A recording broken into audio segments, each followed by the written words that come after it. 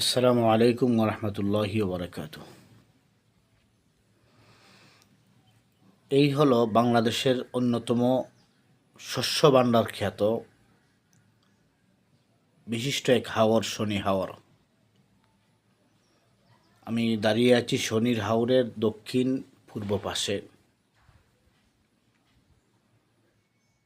আমি আমার বাড়ি থেকেই দাঁড়িয়েই শনির হাওরের পুরোটা ভিডিও করার চেষ্টা করেছি, যদিও মোবাইলটা একটু দুর্বল, তারপরেও চেষ্টা করেছি পুরোটা হাওরকে আপনাদের সামনে নিয়ে আসার। চার থানায় মিলে অবস্থিত বিশিষ্ট এক হাওর, নাম হলো তার শনি।